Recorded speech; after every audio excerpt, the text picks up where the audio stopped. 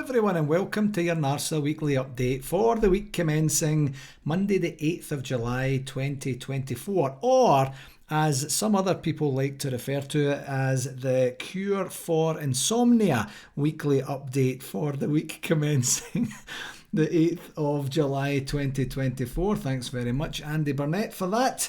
It's Gary here again, and firstly I'd just like to start by saying a little bit of I don't know if this is what Gaz got wrong last week or not, but I did forget to mention a pending congratulations and good luck to everyone for celebrating the 4th of July in the United States of America last week, and it was only when it was the 4th of July that I thought, oh, that was a missed opportunity to say some stuff last week. So happy belated 4th of July to all of our sisters and brothers in the south of Canada.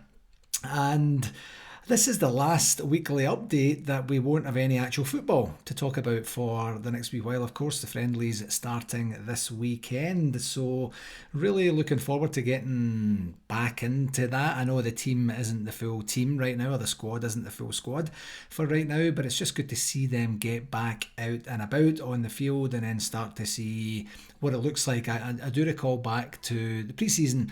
I've mentioned before many times the pre-season is something that I'm not hugely interested in terms of friendlies and such. I just like to see competitive action in play all the time.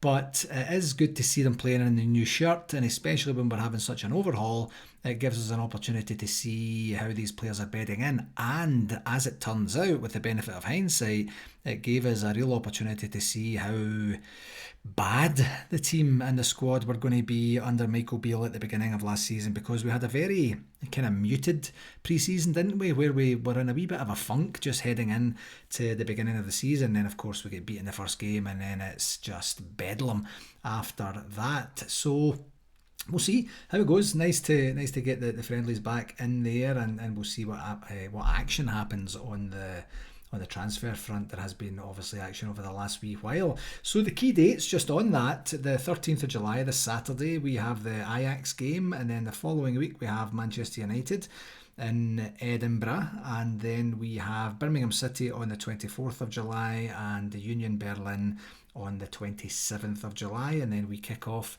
the league season in less than a month. That's interesting how quickly, it's amazing when you get, Wimbledon's on right now, and then of course the Euros have been on, the Olympics are coming up. It's just been a brilliant summer for sport, and it really helps the time go in.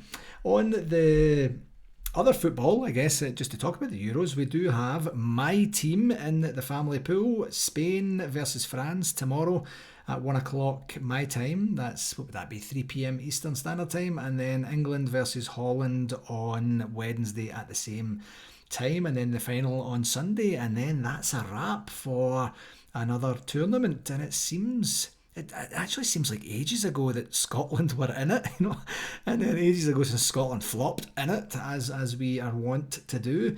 But yeah, it's been one of these kind of weird things. I guess that's what they're kind of 3 weeks deep in it now, just over 3 weeks. And a lot has happened in the tournament, I guess, is probably the best way to say it. On to RTV for this week. We have open dialogue with Rangers TV to get the vouchers organised. We like to get all the club vouchers out for this coming weekend. And we do, just another reminder that we do have access to all the pre-season friendlies on the RTV voucher that you will be given, so that's going to be good news. We'll get those distributed this week as the week progresses. The email has been sent off to Rangers TV just to get that ball rolling, and we will also at the same time look to get our surveys out to each of the clubs as well. So just what you can afford per game based on your overall prediction of what it looks like in terms of attendances for the season, and any other specific nuances you need, what type and style of voucher you will be requesting from Rangers TV, and if any, what number of individual vouchers would you need for your members that are more travellers or such. So all the details will be included on the email, of course. On the shout outs, a couple of very very disappointing shout outs for this week, and kind of came in very quick succession. And it's the passing of two people that have had a significant affiliation with NARSA over time. The first was that we got word last week of the passing of former NARSA Vice President David Hendry, who was the VP at NARSA from 2016 to 2018.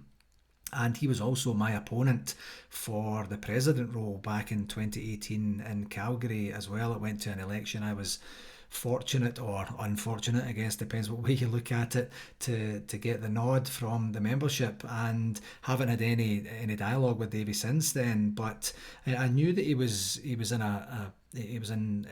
not the greatest of health over the last while, but I had no idea how grave it was. So sincere condolences to Ross and the remainder of the Hendry family there on the passing of David Hendry. I did pass on my condolences on behalf of myself and of NARSA and to Ross, and then he gratefully received those as well. So just an awful time, and I know from direct experience how difficult it is to lose your dad, and it's not something I would wish on anyone. And the second passing we had, I think it was actually the day after the news of Davy's passing broke, was that regular convention attendee Brian Graham from Northern Ireland, who I think was at every single convention I was at. I've got a wee nagging doubt that he might have missed one year due to ill health or something, but I don't know if that's true or not.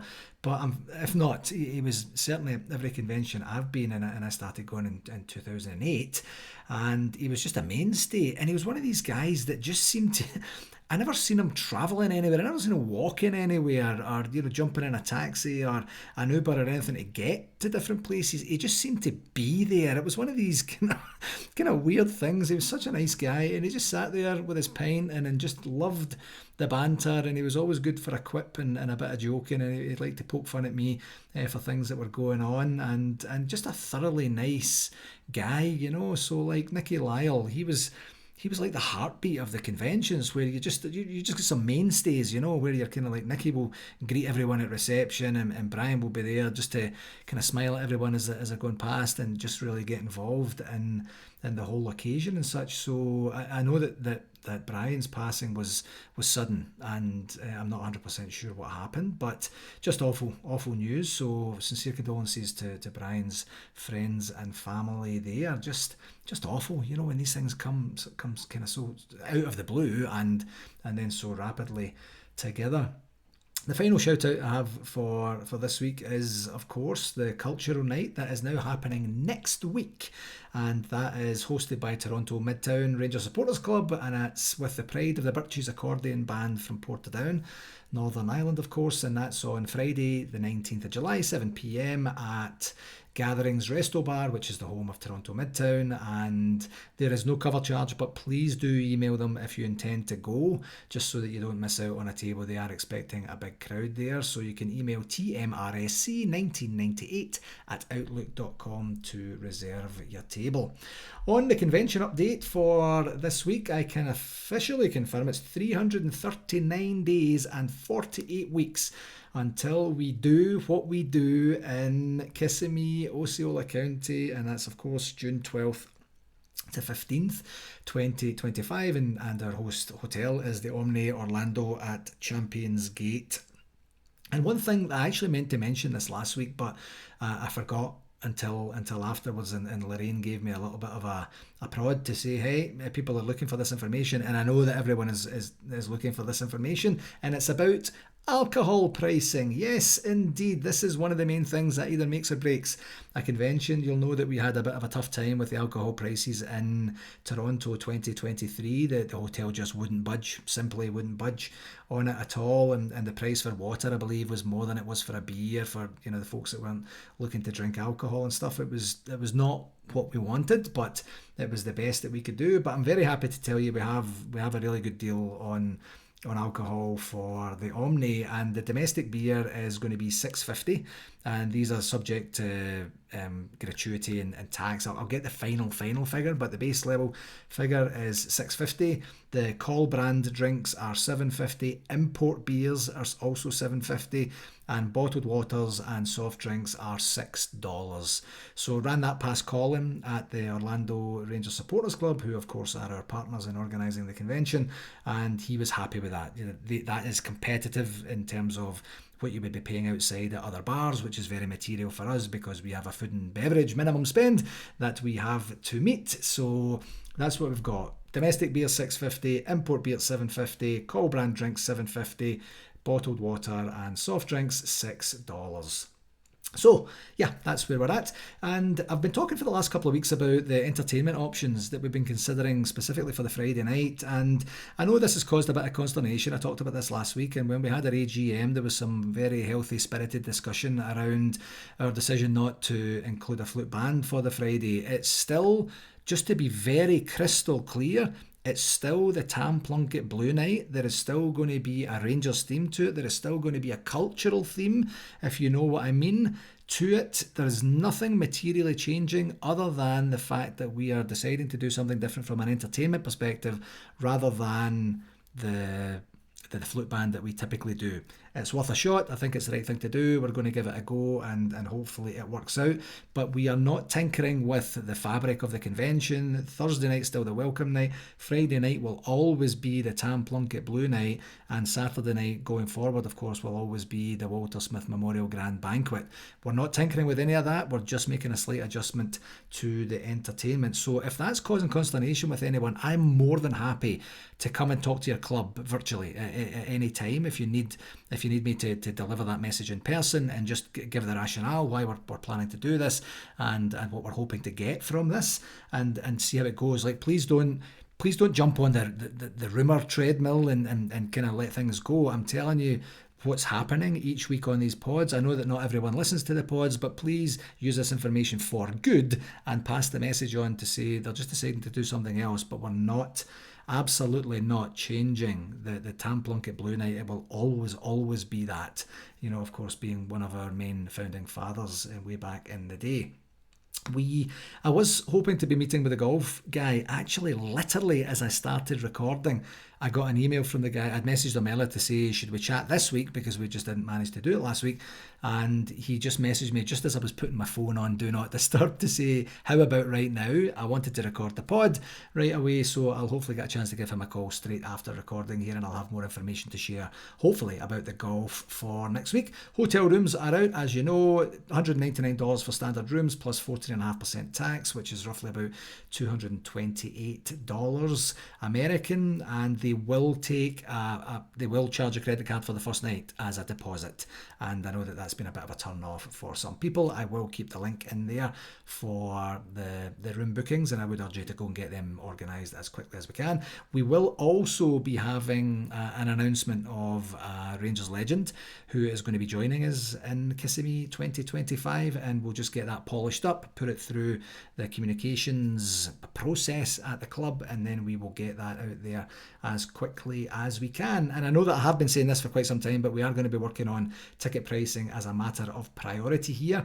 This week, Leo, my beautiful baby boy, is working at the Calgary Stampede. His shift is 5:30 p.m. to midnight every night, and he gets to walk around picking up drunk people's garbage every night, and he is loving it. I say that with a little bit of sarcasm. I think he's starting to enjoy it a wee bit more now. It was a little bit of a culture shock for him when he started last Thursday night. So the reason I tell you that is that he's actually off tomorrow. He's off on Tuesday, but he's working Monday, Wednesday, Thursday, Friday, Saturday, Sunday. So the reason I say that is that gives me time at night before I go and pick him up to get a lot of work done that I typically wouldn't have if him and I were together, just kind of doing our dad and son thing that we typically do. So very proud of him for doing that, and I look forward to getting a wee bit of a breather and getting some work done on the association's behalf. On the communication section for this week, I did notice that the MyGers now have MyGers Monday. If you're a MyGers member, you'll know about this already, and it's specific for people back home, of course, or I guess visitors back home if you're an overseas MyGers member. But you have discounts, quite sizable discounts. I think it's like 25% off museum tours, 25% off stadium tours, and I think you get money off if you're purchasing anything from the museum as well. So yeah, that's good. That's another wee added benefit there that kind of slipped under the radar somewhat. But yeah, MyGers Mondays is what they are doing, which is great. I did mention last week that I was going to do a bit more research on the RSC registration process. I just didn't get to that last week, folks. But again, with this added time that I have during the week here, I will certainly do my best to do the proper research on that, see what it means for the association, and then we can communicate that out. The main things for this week is the RTV survey to get out there, to get the RTV vouchers distributed, and to get the pricing locked in for the convention tickets at the same time. There was something on the Rangers website that I thought might be of interest to folks listening, primarily from back home, but on Friday the 27th of September, the Rangers Ladies Lunch is back by popular demand, the website says, and I'll just read this wee part out here if you don't mind. Join us for an afternoon of fun and frolics, starting with a Rangers Legends gin cocktail on arrival, before enjoying a delicious 2-course meal served with a glass of fizz. The afternoon will include live music, special guest appearances, fun activities, a live DJ, and chances to win exclusive Rangers prizes and experiences. Every guest will receive a goodie bag from the event's luxury presenting partner, which is Molten Brown, and the dress code for the afternoon is smart casual, but glamour and glitter is encouraged. Following a sold out event last year, make sure you secure your tickets. So if that's something that you have attended before and you had a great time before, I would probably jump on this fairly quickly, and although it's a couple of months away, it's probably going to come in pretty quick here, and I'm sure that's going to be a great time. Just another quick reminder of the evening with Jermaine Defoe and Chris Boyd. The tickets are on sale on the new Edmiston House website, and that's on Friday the 30th of August. I'm sure both of them would be great. I think I mentioned before, we tried to get at the last minute, almost the last minute, we tried to get Jermaine Defoe over to Las Vegas 2022, and I spoke to his agent directly, and his agent was very keen that he made the chance or had the opportunity to come over, but he was getting married that weekend. Not his agent, Jermaine Defoe, and unfortunately that took a bit of priority. I suggested getting married in one of the chapels in Vegas. That went down like a lead balloon, and it never happened. But it was good to at least get on his radar and for him to know who we are and what we were hoping to do. Just a reminder here also on the NARSA website, if you are a member of a member club, if you could just take a peek at the NARSA website, go to your country, go to your club, and make sure that all the details there of your location, of the executive members or the committee members for your club. Just we want to start off on an even keel and make sure that the website is completely up to date. And from a communication perspective, I think probably the last thing to talk about this week, and I mentioned it briefly over the last couple of weeks, is the club obviously continuing to work through the challenges that they're experiencing with the construction delays for the Copeland Road stand. And I've seen a lot of press about that, specifically on the weekend there, with a lot of speculation flying about where it's going to be. It seems to be that Hampden is going to be the preferred place of choice. I'm imagining that would be better for everyone. It's not too far away, and it has a reasonable enough capacity there that we'll be able to kind of enjoy similar crowds to what we would get for Ibrox. Not the same type and style of atmosphere at all, but it's desperate times call for desperate measures and all that. And specifically, there was also some rumours bashing around there about how long we would likely have to wait until the construction works were going to be finished, with October being mooted. I don't know if that's just the rumour mill or whatever that looks like, but I personally believe that this is a bit of a time for calm and not going over the top with the hysteria, because hysteria just never helped anybody with anything at any point in history. We are where we are, and I say this more so from a project management perspective. I've been in projects where we've experienced challenges and difficulties like this. It's very, very easy in the moment to lament the situation and circumstances you're in. My job as a project manager is always to say, we are where we are, what's the next best step? And I truly believe that the club are, of course, following those next best steps and doing the very best they can with the circumstances and situation that we find ourselves in. But the main thing for me, honestly, folks, is that we absolutely do everything possible not to disrupt the first team any more than is absolutely necessary. You know, we've proven time and time and time again, season and season and season again, that we struggle to get out the gate quickly, and then we struggle to catch that mob if they have too much of a comfortable lead too early into a season. We did catch it back or claw it back very briefly last time, but only for 2 minutes, and then made a complete mess of it. So we don't want to get off to a bad start. It's going to be difficult enough to infuse all these new players that we're signing into the team in the first place, to then do it away from home and not give them the Ibrox experience until at some point during the season and stuff. It's going to be different and difficult. If my dad were alive today, he'd say, I don't care, you get paid £40,000 a week, you should be able to kick a ball anywhere. While I appreciate the sentiment of that, this is disruptive for some. It might suit some, it might not suit others, but whatever we can possibly do, and this would be exchanging absolute dialogue with Philippe Clement to say, right, this is where it's going to be. What does that look like for you and the team? How can we make this as undamaging as possible? That's what has to happen, and I'm sure in some way that is not being forgotten in the club as they work through this kind of mad panic to get things as organised as they possibly can. Hopefully we'll get a wee bit of information coming out over the next wee while, and then we'll just take it from there and see where it goes. Okay, my friends, that will do it for this week. Another bit of a shorter one for you, and thanks very much, of course, as always, for joining me. If you enjoy this episode, please do pass it on to whomever you think might enjoy it, especially with the alcohol pricing confirmation from the convention there. That's something that people would be quite interested in, I am sure. And here's to getting to see part of the new squad this weekend, and hopefully getting off to a decent start in our friendlies here. And until next week, my friends, please do take care of yourself, and all the very best, okay? Cheerio.